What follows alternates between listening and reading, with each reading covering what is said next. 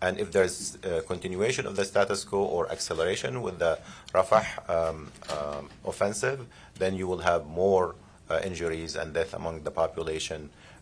Gaza is at this stage unlivable because of the consistent destruction of the infrastructure that are required for life. So I want to focus on the people. This is Hiyam Abu Khadr. She's 7 years old. She is one of the victims of the war in Gaza.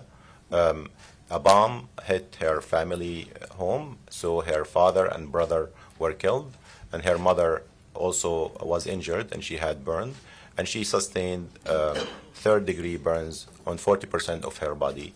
She was treated by one of our volunteers, Dr. Vanita Gupta, who is critical care specialist from New York, in the European hospital in Deir al-Balah.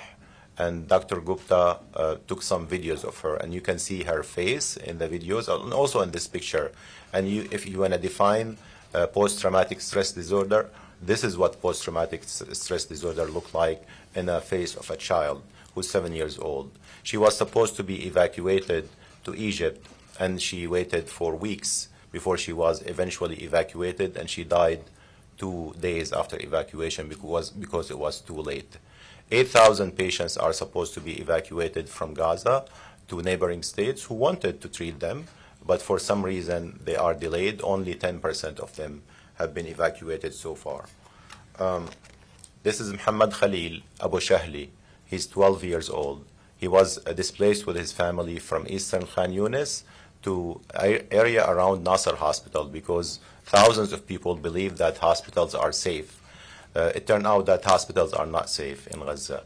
We've seen that in Syria, we've seen that in Ukraine and other places, but in Gaza it's worse because the population are concentrated in very small area that is shrinking, keeps shrinking. That means everyone is close to the fighting and the bombs and the missiles, and that's why we have this high number of injuries and death among civilians, especially women and children. Muhammad Khalil Abu Shahla was brought to Nasser Hospital after a missile hit a distribution center.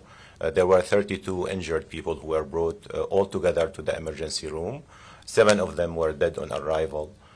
There was complete chaos in the emergency room. Most patients were treated in the floor of the emergency room.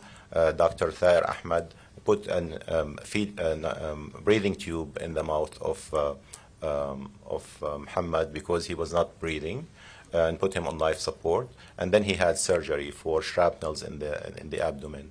And then he went to the intensive care unit. I took care of him in the intensive care unit next day. He never woke up. He was pronounced dead, and we were not able to communicate with his family, and we sent him to the morgue. And I made a copy of his death certificate because I want to take a proof. Sometimes the media asked me before the Gaza crisis, do you believe the numbers of death? I believe the numbers of death. This is one of them. I think this is an underestimate of the real numbers of death. Today there was a report about 5,000 or so people who disappeared in Gaza. Most of them are still under the rubble. But this is one story of the 13,000 children who were killed in Gaza.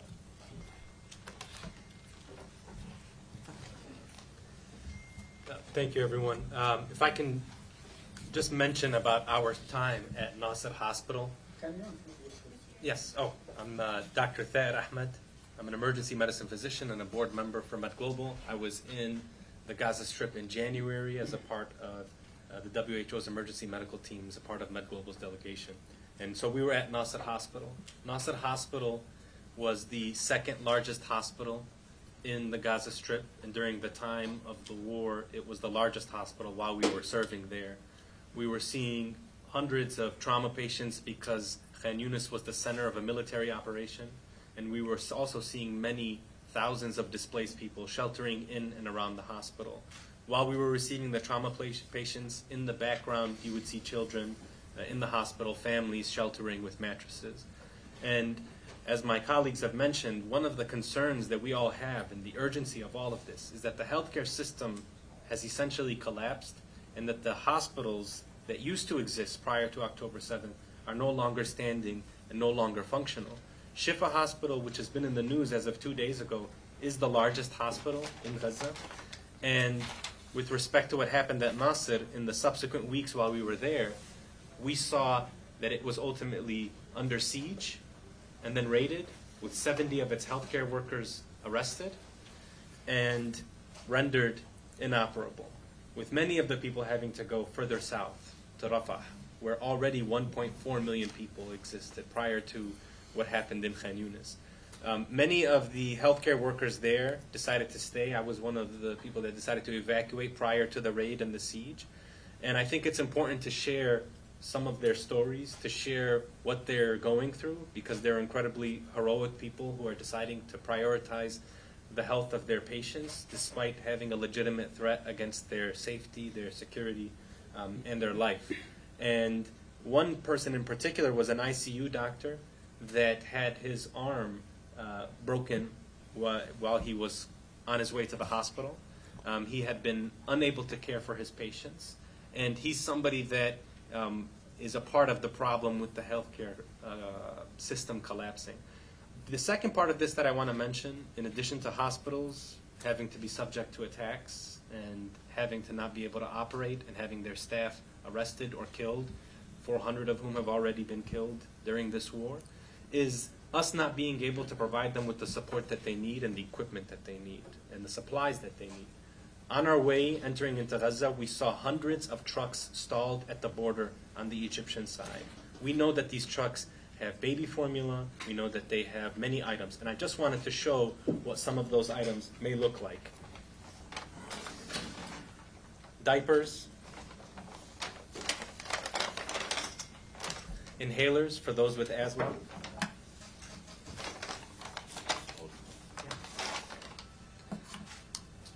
and this small vial of medicine here is a medicine that we use for sedation, midazolam, Versed.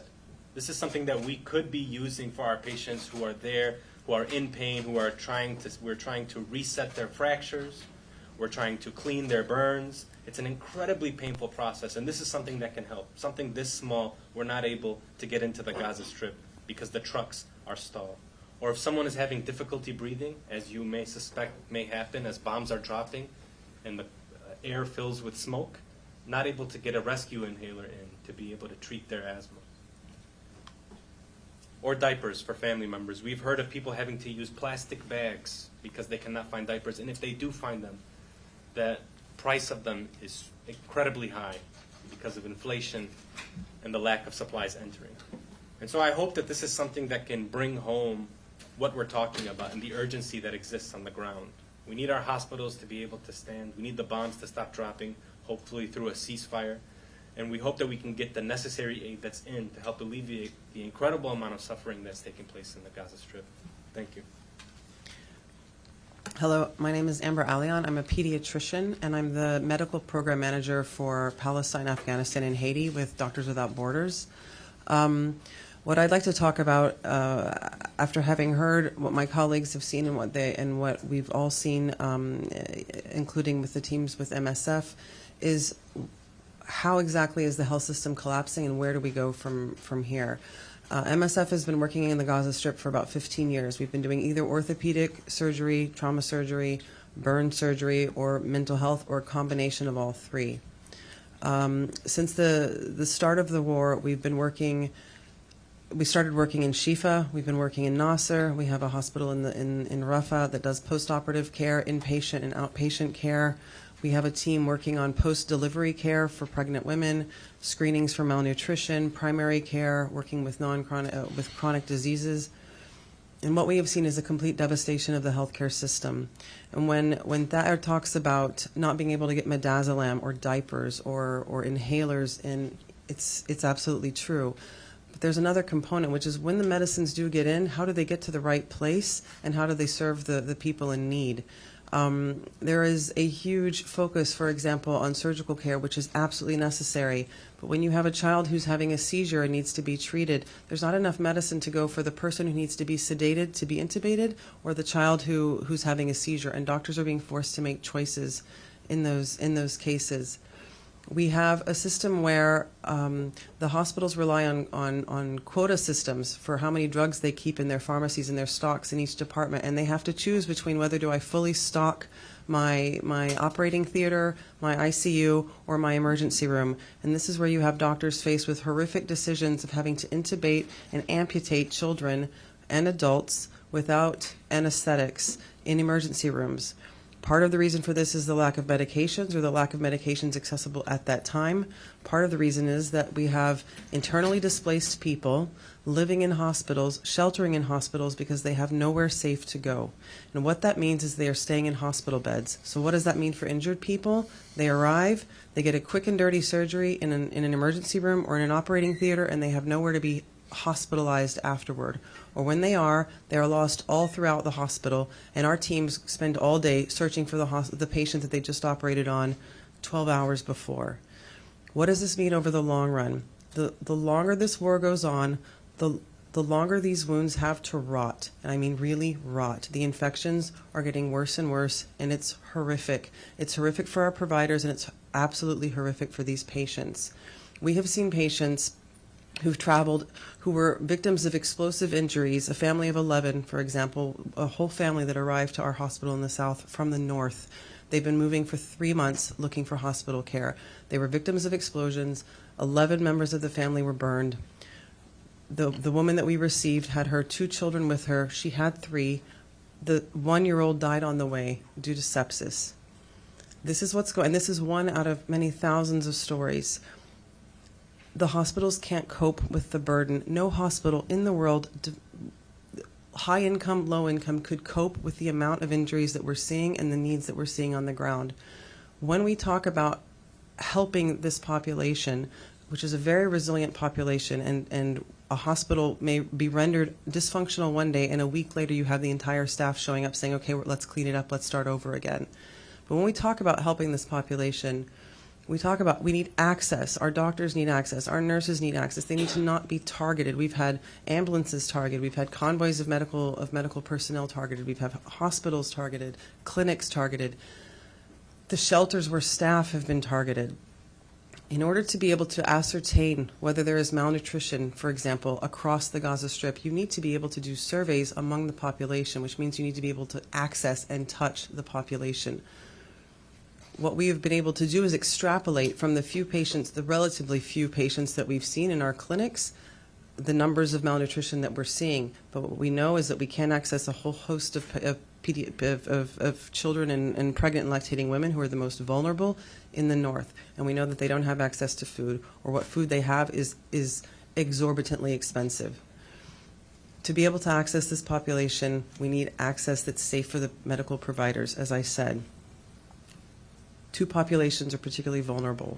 Pregnant and lactating women who were already facing iron deficiency anemia before the war, which puts them at risk for hemorrhage during birth. With the war, it puts them in a state of undernourishment or malnutrition, potentially malnutrition, which means that they can't breastfeed their children properly. The milk doesn't necessarily come in, and it's definitely not enough. And the other population is children under 2 years, which is the breastfeeding age. There's not enough space for us to work closely with the mothers to help them start lactating again. We can't even access them. And to be able to do that, you have to have day-to-day activities with those women, and that is not something that's possible for us right now. Those children need to be breastfed. If they can't be breastfed, they need formula. To have formula, you need clean water. None of these things are possible. What we're talking about is women who are squeezing fruits, dates into handkerchiefs, into tissues, and drip feeding their children with some sort of sugary substance to nourish them. The consequences of this over the long run mean that there is a lack of bond between the mother and the child. It means that there are physical and psychological delays for these children to develop. And in the future, for those children who do grow up, it means that they are more at risk of having high blood pressure, of having diabetes, and other complications. When my colleagues talk about the injured patients, as I mentioned at the beginning, these wounds that begin to rot, how many people are going to need prosthetics? What is the socioeconomic status of Gaza going to look like in 5 years, in 3 years, in 3 months? How can this population that is so incredibly resilient rebuild itself? And the longer the war goes on, the harder this becomes. It's not impossible, but it just becomes harder and harder and harder. And the sooner we act, the better. Great. We will take questions. First to Anka and Edith Lederer of Associated Press. Thank you very much on behalf of the United Nations Correspondents Association for doing this briefing. We all appreciate your being here. Prime Minister Benjamin Netanyahu announced today that Israel plans to go ahead with its offensive in Rafah. I wonder if you could address the health implications for that, being that there are 1.2 or 1.3 million people still displaced in Rafah. Okay. Maybe I can start, and my colleagues, I'm sure, they will add to this. But this is probably the worst crisis that can happen within this war, if it happened. I hope and pray that it will not happen, and that the pressure from the international community will stop this offensive, because the 1.3 or 1.5 million people in Rafah has no other place to go, have no other place to go. So there's 2 hospitals in Rafah. There are thousands of tents. The first thing that when you enter Rafah, you will see thousands of tents everywhere, where you have 10 to 20 people cramped in every tent. And you have also these schools, UNRWA schools, that were converted to shelters. So in every class, you have 40 to 50 people. In the south and the east, you have the border with Egypt that is very difficult to get through, impossible to get through. Then you have the Mediterranean in the west, and then you have Khan Yunis in the north, which is also a theater of fighting and bombs and missiles. So there's no place for this population to leave. That means if there's any offensive, then you're going to have a bloodbath. You're going to have massacres after massacres, besides, of course, the deterioration of the health center related to the collapse of the healthcare system. Pregnant women will die because of bleeding. Neonatal will die because of lack of care. Patients who have diarrhea will die of dehydration, and many other things that related to the absence of access to health care. So there were some estimates that 250,000 people will die in case that there is escalation of the current war, escalation of the status quo. 250,000 people die directly and indirectly in case that there is escalation or Rafah offensive. And that's a biblical number, and we hope that it will not happen. I'll just add a couple of things to that. In Rafah, there's a single governmental hospital, which is Al Najah Hospital, which has got 60 beds. There's a small private hospital called Kuwaiti Hospital with 20 beds, and I think the MSF hospital is 100? 80. So that's for a population of well over 1 million now. And if there's a ground invasion of Rafah, it'll be apocalyptic, really, the number of deaths that we're going to see. And, of course, as we're seeing, they'll be told to evacuate and move somewhere safe, and there is, as we've heard, there is nowhere safe for them to go. There's no intensive care beds in Rafah. There's, I think, 6 operating theatres for that population. So the healthcare system cannot cope with the work now.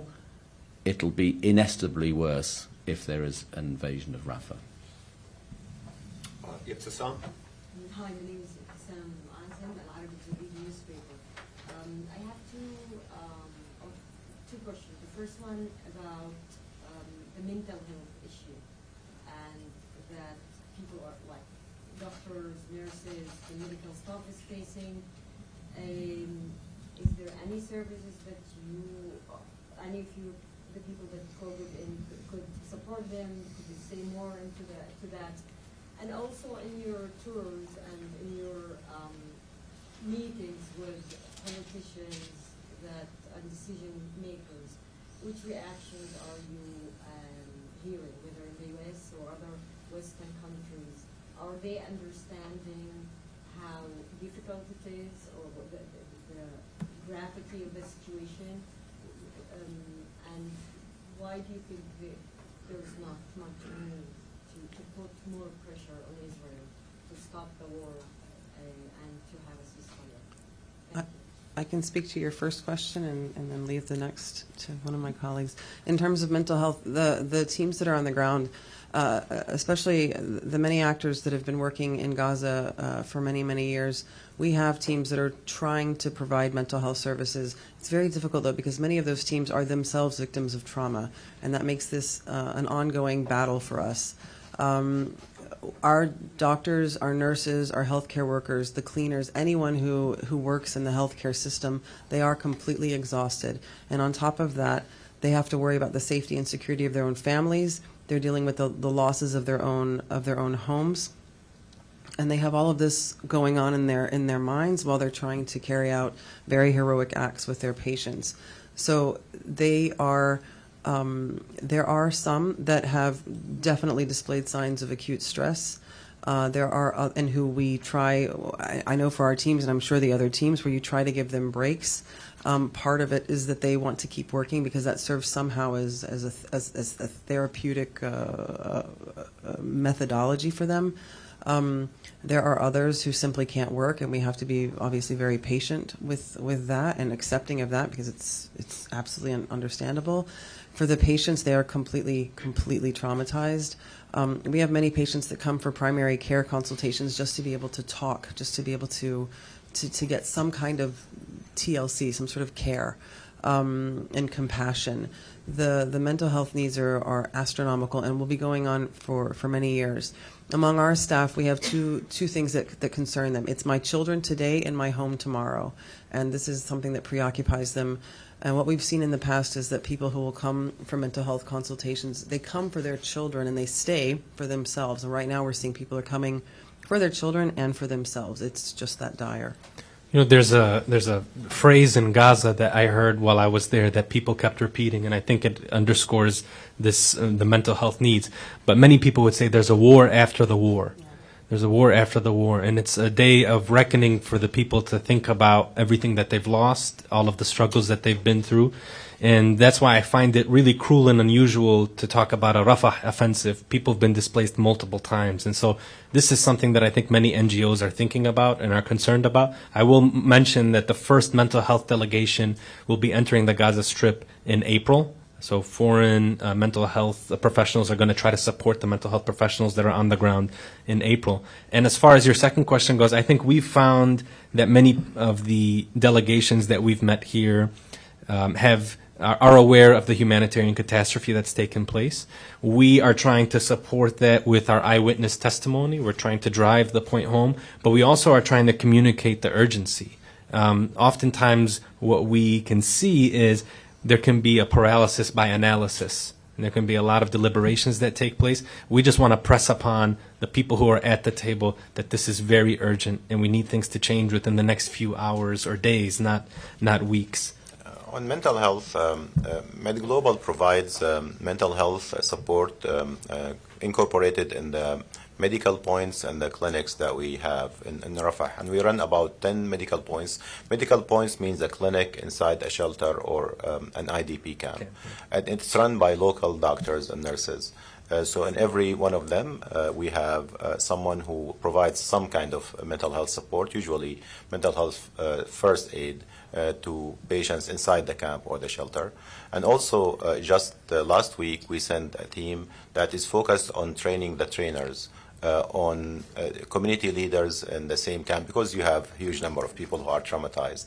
So no matter how many specialists you send, not going to be enough. So you need to train the teachers, the camp leaders on mental health. And they did that training, and the next step would be to provide them with medications, because there is no medications to treat depression and PTSD and anxiety. And as Dr. Thaer mentioned, what's happening right now, and we've seen that in Syria and in Ukraine, that people are moving from place to place because of the war and the violence. They're focusing on survival and coping with everything that they have to survive. But after the war ends, you will see a lot of PTSD and depression and anxiety, and that's the time when there's such intervention. On your second question, Could I just one more note on the mental health, which is to say, as Dr. Zahar is saying, it's very difficult to do psychotherapy in an active war zone. So you really are only left with psychological first aid. All of our organizations are trying to integrate that mental health component into our work. We do have access to psychiatrists and drugs, but with the war ongoing, it's a drop in the bucket. The reaction of the member states basically represents the policies of their countries. So we notice that there's very warm reception and reaction from Ireland, for example, from South Africa, from Slovenia, from Malta. But in general, I think everyone was receptive to the stories that we had, and I think it's important to put faces on the numbers and the reports that people are receiving. Thank you, Dr. Hamid Sayan from the Arabic Daily of Quds al-Arabi. My first question is about how do you evaluate the whole thing? Is it and give it a title other than genocide? And the second, how did the people in Gaza perceive the international community and the UN and the Secretary General and Secret Guard and all those UN officials who some of them try to blame the victims, like Karim Khan and Pramila Patel, who put more blame on the Palestinians. Thank you.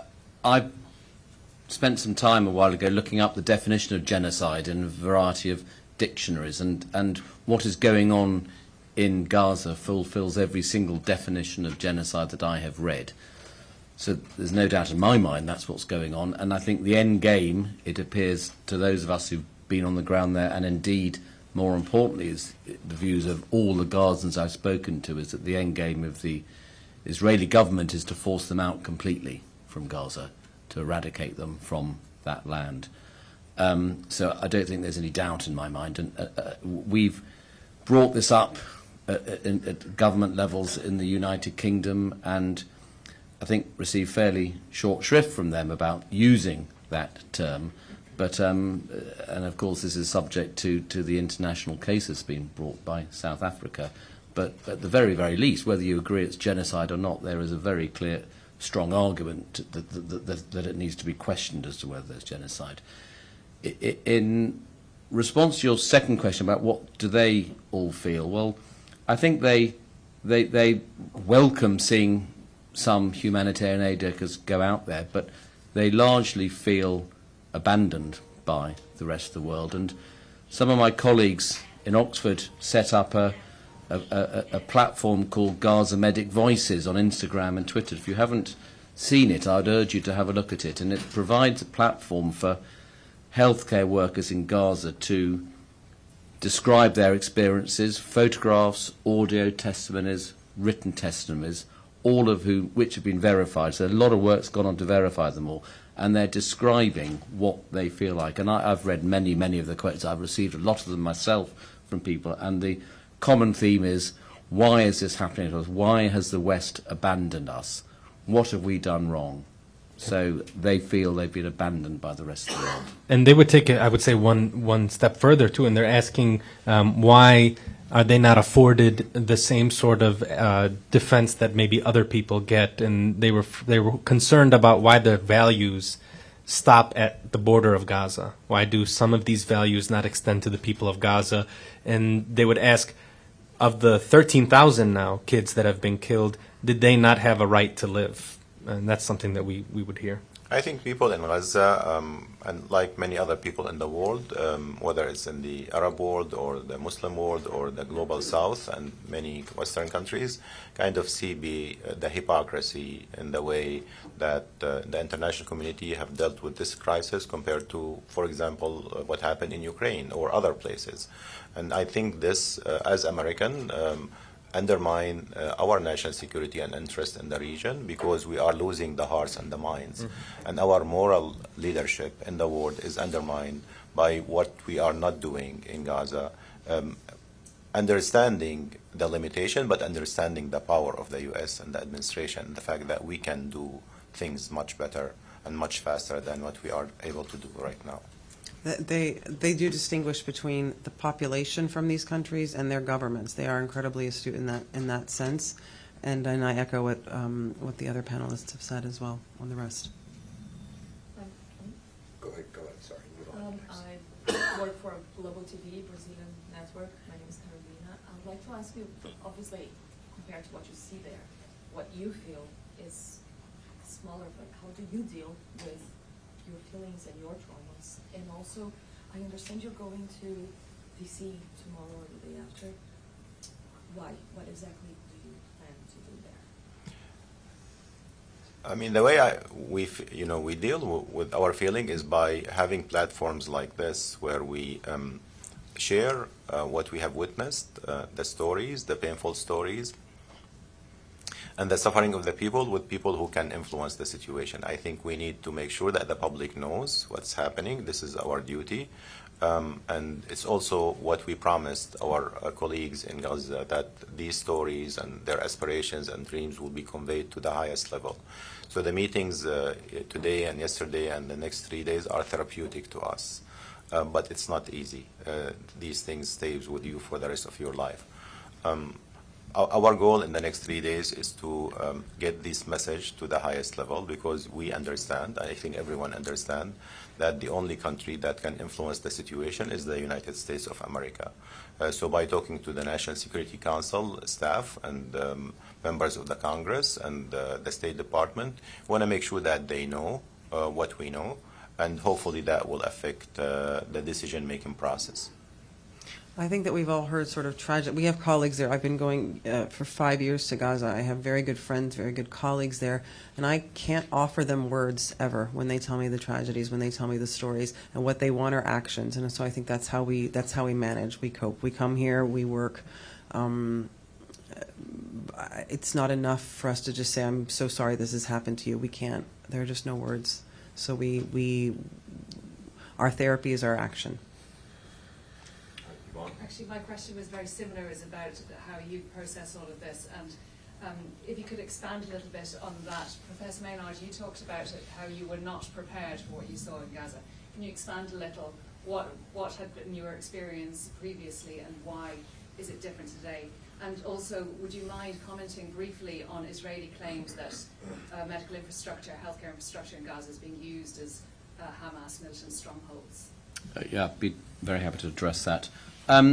So I've spent nearly 15 years going to Gaza. As I said earlier, I've operated in their operating theatres, and I've worked in what are always very challenging situations, but it's become what I consider to be essentially normal for Gaza, but recognising their very challenging situations. And since October the 7th, almost daily, myself and my colleagues in Oxford, there's a big group of us who've been going out to Gaza regularly. We've been talking almost daily or messaging friends and colleagues on the ground in Gaza, particularly in Shifa Hospital during those first 6 or 7 weeks. And we heard and listened to and testimonies and saw pictures which were far, far worse than anything we were seeing in the press. So I really thought I knew what was going on. I was prepared for it. But as I said, I wasn't. And I saw things at Al-Aqsa Hospital which I still wake up at night thinking about. Appalling injuries in particularly women and children. The most devastating burns in small children.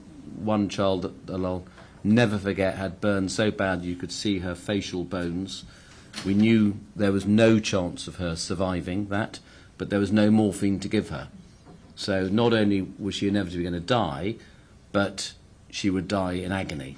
And what made it even worse, that there was nowhere for her to go and die. So she was just left on the floor of the emergency department to die. And that's just one story. We've all seen multiple stories like that. So I hadn't been prepared for that. I could go on describing the most awful clinical cases, and I think we've got lots of stories like that. I'd be happy to address your second part of your question about the Israeli claims that these hospitals are used as Hamas command centres, and I can only really talk about my own experiences over many years. And I've spent many visits at Shifa Hospital and a lot of the other hospitals as well, And I've never, in any time during my visits there, seen any evidence of military activity of any Hamas militants in any of the hospitals. I know Shifa Hospital very well. I've been to every single square inch of Shifa Hospital. There is no restricted access at all. I have never seen any Hamas militants, and in the 2 weeks I was in Al-Aqsa Hospital, I would say exactly the same, that I saw no evidence of it at all. Now, I cannot, and none of us can really vouch for what's going on in any tunnels. We didn't see that, but I can certainly say that I saw no evidence of it at all in the hospitals. And as a final comment, during those 3-4 months following October the 7th, as I said, I've been in contact on an almost daily basis, as I think we all have, with our friends and colleagues there. And these are people I've known for 10 years. I consider them to be very close friends, some of them like family. And they have never seen any evidence of that, and I would trust them implicitly. So I think they have, and the Israelis have provided no credible evidence whatsoever to support those claims. If I can just add, with respect, I wrote an op-ed in USA Today about the Palestinian healthcare workers, and I just want to give a nod to them because we had seen things that I don't think we'll see in the UK or the US with respect to the environment that we have to practice in. And speaking for myself, I felt very overwhelmed the first few days that I was at Nasser Hospital with the amount of injuries that we were seeing and how little resources we had. And if it was not for the Palestinian doctors and nurses holding my hand and showing me how to treat these patients, I think I would have been useless for the rest of my time there. So I do want to mention that. And then I also want to say, with respect to these hospitals, just remember who's inside of them that we know for sure are inside of them. And all of us saw the people that were inside. And we saw lots of families and lots of children who have not gone to school for over 5 months. And so it's really tough to deal with understanding what's actually taking place and who's sheltering in these hospitals. To me, it brought also flashbacks from what we've witnessed in Syria, Syrian American, but it brought the same images that we've seen in Aleppo and Idlib and other cities where you have mostly children and people trying to pull them from under the rubbles with their bare hands because there is no machineries and there is no fuel. And then fathers and mothers carrying what's left of their children, their remains, and screaming to the world, and hospitals being attacked in Syria, more than 600 hospitals, and the same pictures of children who died in Madaya and Zabadani because of the siege, and now we're seeing similar pictures in northern Gaza with malnutrition, children dying because of the blockade. So because I believe that there was no accountability to what happened in Syria and what's happening in Ukraine, there's similar scene that we are witnessing unfolding in Gaza. Colin? Colin Lynch from DD. Could you maybe just talk a little bit, there seems to be a bit of a split screen from the enormity of the situation that you're all describing and the diplomacy around the response, and you're talking about the influence of the U.S. The U.S. is very much focused on this notion of airdrops, pressure on Israel to provide more access, and now the big focus is on this maritime corridor. And I'd be curious from your perspective, are these, these kind of efforts, are they really significant and meaningful? Is there a little kind of, kind of absurdity, this notion that the responses that are being considered don't seem to be significant enough to really address what you're talking about? I think, all of us in the humanitarian world, agree that airdrops and maritime aid is not the most effective or efficient or cost-effective or better way in dealing with the famine and the shortage of everything. And that land border crossing, and there are 6 border crossings, land border crossing in Gaza, only one of them is used partially, which is Rafah border crossing. And Karam Salim border crossing, which was supposed to be open, is not activated. And there's no reason why not other border crossing and Karam Salim and Rafah work for the full capacity. Actually, last month there's 50% drop of the number of trucks that are entering Gaza compared to the month before. So instead of going up, it's going down. I spoke with one of the leaders of Catholic Relief Services. He runs a warehouse in Gaza and in Rafah, and he told me that we need 1,000 trucks every day not the 500 pre-war, 1,000 trucks. So whatever is being done is dropped in the ocean, and I think it's a sign of impotence, not a sign of strength. I'll add a bit to that. Certainly in the UK, the big focus from the government is on getting aid to Gaza, and there's been a lot of reporting of the airdrops, the maritime, and as I said, it's the land crossings are not being used appropriately. But the focus shouldn't really be on the amount of aid going to Gaza. It should be on the distribution of the aid within Gaza. Because however much aid you get to the Gaza, as long as there's ongoing military activity in Gaza, it's impossible for that aid to get to where it should be. I spent 2 weeks operating every single day in the operating theatres at Al-Aqsa. Some days we didn't have any surgical gloves, so we had to wash previous ones. Sometimes we had no surgical drapes. Many days we had no morphine. On many occasions, no antibiotics, so really limited resources, knowing that actually a lot of those resources were probably in depots somewhere or maybe in lorries queuing up outside at Rafah, but could not be distributed. And this is what is so urgent about the need for a ceasefire, is that the only way that aid that's being delivered to Gaza, and we welcome every bit of aid, the only way that aid is going to get to where it's needed is if there is a ceasefire. And you would think also that if we're able to achieve a ceasefire and we're talking about a maritime corridor, we're talking about airdrops, that we wouldn't also simultaneously be talking about defunding a UN agency that's on the ground that has a capacity to deliver the aid that we're talking about. Jessica. Hi, Jessica from France 24. I was wondering if you saw any injuries in any of your patients, and in particular in children, that might have been from drone attacks. I read that there were some signs of slightly different types of injuries from some drones. I can certainly talk about the brother of a very close friend of mine who was shot. He is a nurse in the operating theatre, and he was shot in Nasser Hospital by a quadcopter, a drone with guns on it. And there are numerous stories. I think you may know more about Nasser. There are numerous stories of people being shot by drones with weapons. Did it come into the hospital? Yeah, Outside the shop? it came into the hospital. When was that? 3 weeks ago. I can share the details. Thank you. I have 2 questions, please. Dr. Thayer brought up UNRWA very quickly. Could you elaborate more on how these attacks on UNRWA are affecting things on the ground from your perspective?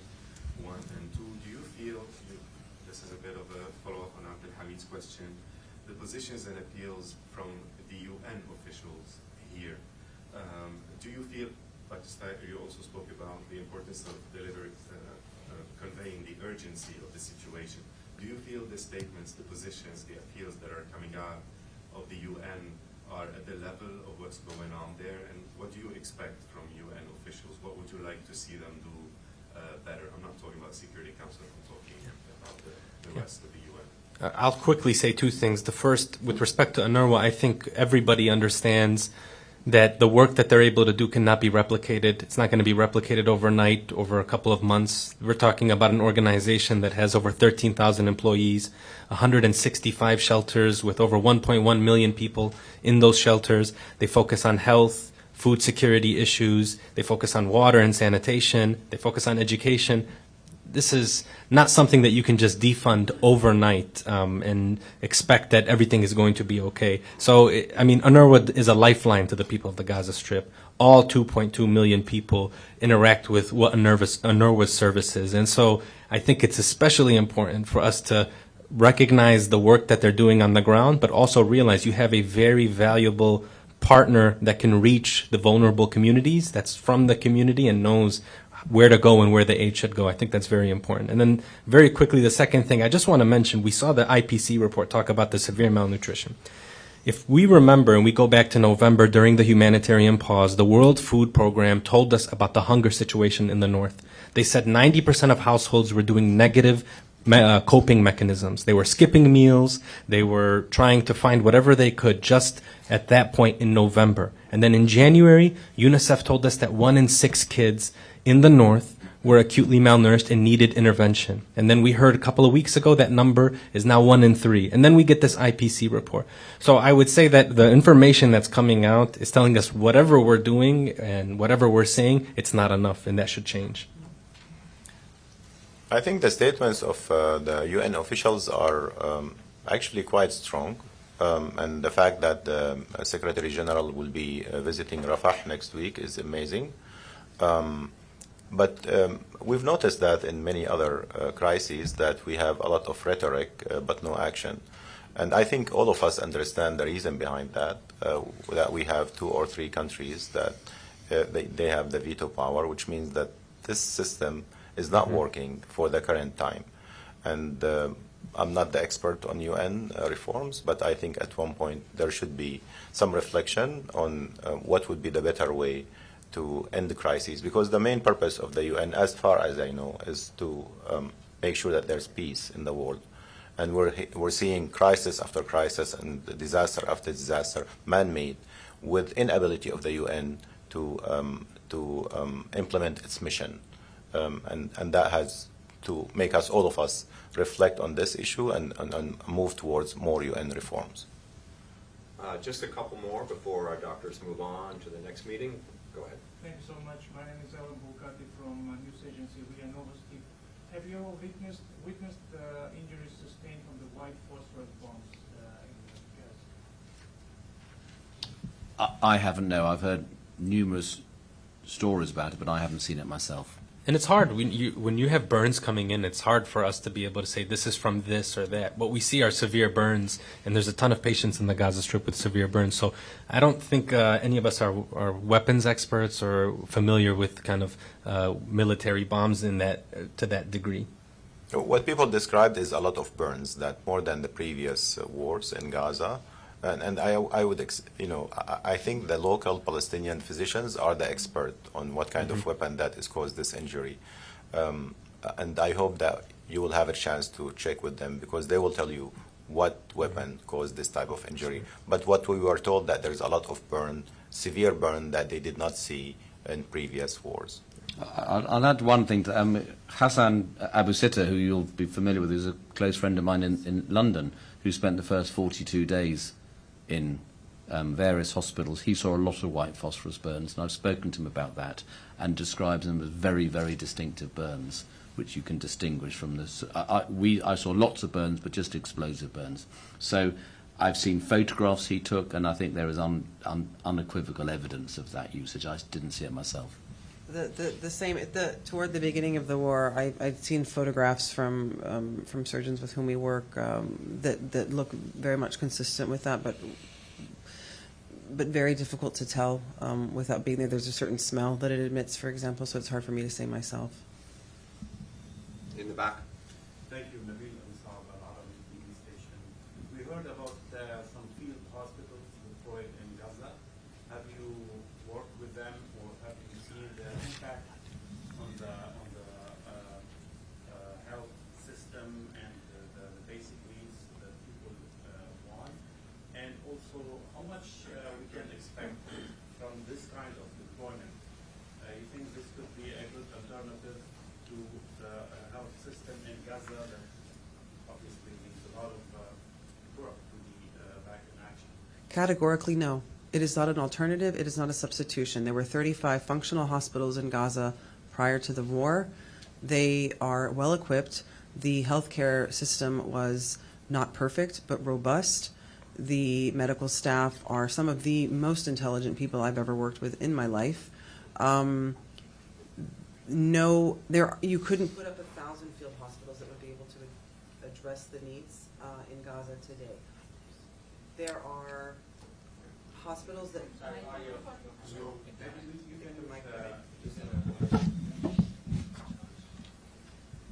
I was saying you could put up 1,000 field hospitals, and they wouldn't address a tenth of the needs in Gaza today. The hospitals that exist need to be rendered functional again. The health system needs to be restored. If there's anything to add to Gaza Strip, it would be post-operative beds. Lots and lots and lots of beds, thousands, tens of thousands of beds, just to be able to house all the people with surgical needs and non-surgical needs, because while the hospitals themselves can function, you have to have a place to put patients while they're recovering. And that's where there may be a need for field hospitals in that sense, but absolutely not to replace the health system that existed before the war. So before the war, there were 6,000 hospital beds in Gaza in the 39 hospitals. Now, according to the last number I've read, there's 295 hospital beds remained. I'm aware of 4 field hospitals, one the Emirati field hospital, one is the Jordanian field hospital, one is the IMC, and Kuwaiti.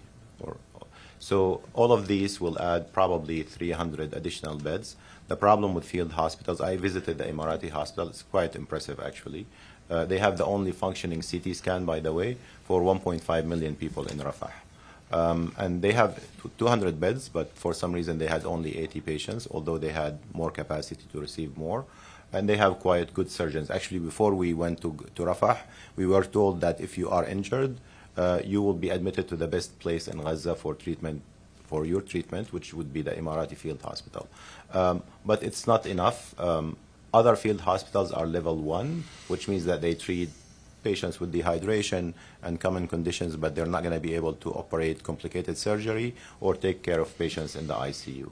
So I agree with Amber that there's need to rebuild the other hospitals, make sure that they are equipped with medical equipment that were destroyed, make sure that doctors go back to the hospitals and the community rebuild around the hospitals. That's how can you avoid further morbidity and mortality. Just 1 or 2 more.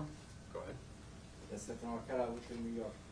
I wonder what the people, these patients, but also the people that just stays around the hospitals, what do they think about, do they believe that Israel will stop if all the hostages are released or the Hamas leave? Do they believe something like that? How do they react? Or they don't believe it at all and they say, no, they will continue and kill us anyway? That's a good question. What I know, and I think this is a sentiment that we all witness, that people want for the war to stop. And at one point when we were in Rafah, there was this rumor, which we were not aware of, that there is a ceasefire. And then we heard a lot of people chanting in the streets in the area, and we did not know why they are chanting. We looked at the TV, there's nothing there. And then I think Thaer went and asked, and they said, we heard that there's a ceasefire. So people actually believe that at one point there will be ceasefire and that the war will stop.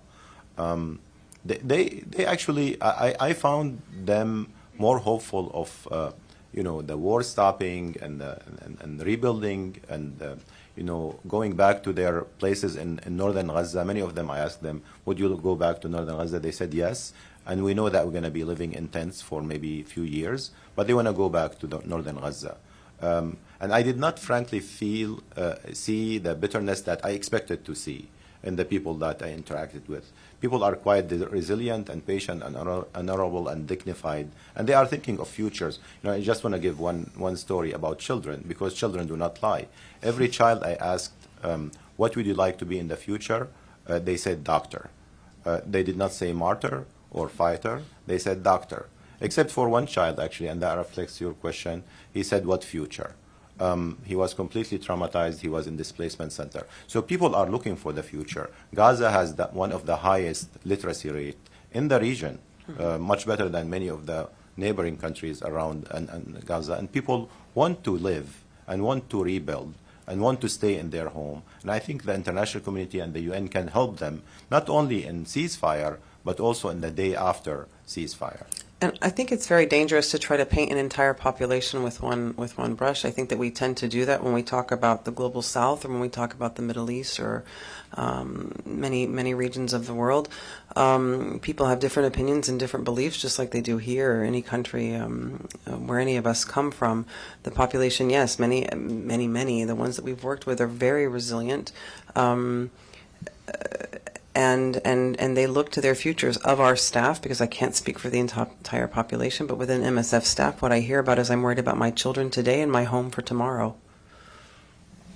just add very briefly to that. I think we've all clearly spoken to many Gazans, and we've got slightly different experiences. One of the things I've loved about the Gazan people over all those years is as Amber said, their resilience, their hope, their never giving up attitude, and they really are a truly beautiful people. I've spoken to a lot of people out there who actually are losing that now. They are losing hope and wanting to get out. There are clearly people with different views, but it struck me when I was there how many people now are losing that hope, and they talk about how that was a clear aim of the Israeli Defense Force, to destroy everything in Gaza that's worth living for. Final question. I don't know if you can estimate this, but how much does the international community need to put in once this war starts to actually relieve in terms of hospital beds, medication, the roads that have been, destroyed? How much can they put in to actually relieve what people are going through and suffering in Gaza? And you mentioned your meeting with members of Congress. I don't know if you can share with us who and what do you hope you can actually change in some of the positions that some of the members of Congress have, given that you are actually bringing eyewitness testimony to them? How much? As much as the U.S. gives to Israel in military aid every year, as much as European nations purchase from Israel in military supplies every year. Let's exchange that for some humanitarian aid and thinking about a civilian population. And I think with respect to D.C., our plan is to, again, communicate the urgency. We want to meet with as many different people who will have us. We're still working on that, but our plan is to try to meet with the National Security Council, USAID. We want to get as many people involved in this as possible, just to understand, again, what the situation on the ground looks like. And then the other thing I will say with respect to how much is going to take place, I think many people in the NGO community are also talking about what needs to be done. And there is, even with respect to clearing the rubble, it's going to take a massive amount of funding and a massive amount of hands on deck. So I will just put that in place, that the day before would not allow us to accurately and efficiently address the catastrophe in Gaza. So if we go back, if the day after it looks like the day before, we're not going to be in a better position and people will continue to suffer. There needs to be a different change and a removal of the status quo. Regarding the senators that we will be meeting with, we met previously in the last few weeks with Senator Durbin, Senator Duckworth, Senator Merkley, Senator Warren, Van Halen, and several others, and they were really interested in what's going on in Gaza and what they can do to improve aid to Gaza. And I think some of them have even shifted their position and called for ceasefire. I think we have scheduled meeting with Senator Bernie Sanders and also the staff of Senator Van Hollen. We're looking to meet with Republican senators because I think that's more important than Democratic senators at this point. And I think the more messages like this we convey to them with stories from the ground, hopefully that will help them shift their current position. Wonderful. Thanks so much. Thank you, Anka, for hosting. And thank you to our doctors. Thank you. Thank you.